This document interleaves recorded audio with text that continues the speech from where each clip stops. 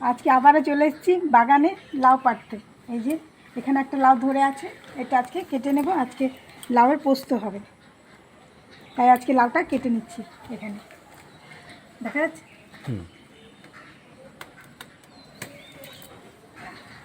এই যে বড় একটা লাউ হয়েছে, পেরে নিলাম। এখন এটাকে ব্যাগে ভরে নেব।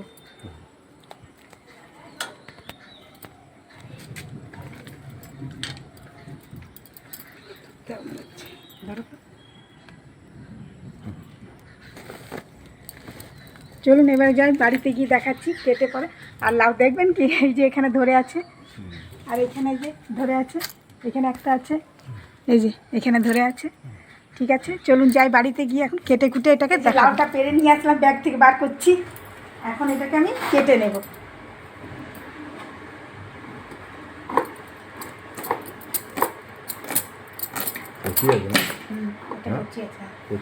একদম কচি আছে।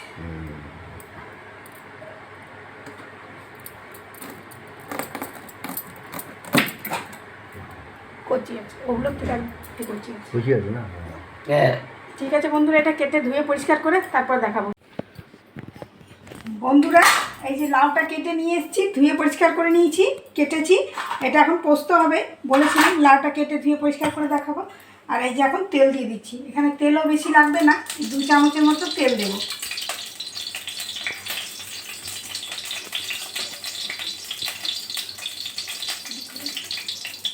এটা বলছি না, এখানে কী কী আছে তুমি বলছো? কড়াইতে দেখাবো। আর দেখো দেখা যাচ্ছে না, সব দেখা যাচ্ছে। আর এখানে দিয়ে দেবো ফোড়নে কালো জিরে। এই যে কালো জিরে নিয়ে নিয়েছি, কালো জিরে দিয়ে দিলাম। আর পোস্তটা এখন এখানে জল দিয়ে একটু ভিজিয়ে রেখেছি, তাহলে বাটতে সুবিধা হয়। এই যে এখানে জল দিয়ে ভিজিয়ে রেখেছি। এখন আমি লাউটা দিয়ে দিচ্ছি।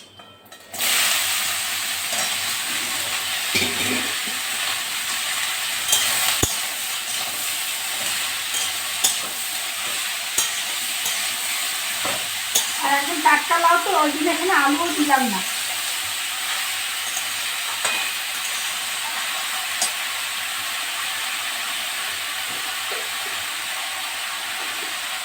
এখন পরিমাণ মতো নুন দিয়ে দিচ্ছি। আর পোস্ত করবো যেহেতু, বেশি তো হলুদ দেওয়া যাবে না, সামান্য একটু হলুদ দিতে হয়, তাই একটু হলুদ দেবো।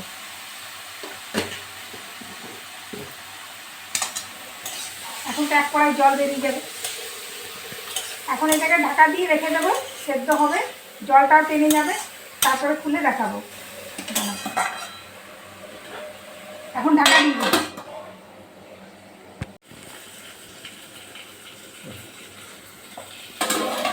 বন্ধুরা, জলটা আমার শুকিয়ে গেছে, আর এখানে সেদ্ধও হয়ে গেছে। এই যে আর একদম জল থাকবে না, নাহলে পোস্ততে জল বেরিয়ে যাবে। সেই জন্য একদম জলটা শুকিয়ে নিতে হবে ভালো করে। জলটা শুকিয়ে নিয়েছি, আর এখানে পোস্তটাও বেটে নিয়েছি। পোস্তটা এখন বেটে নিয়েছি, দিয়ে দেবো পোস্তটা।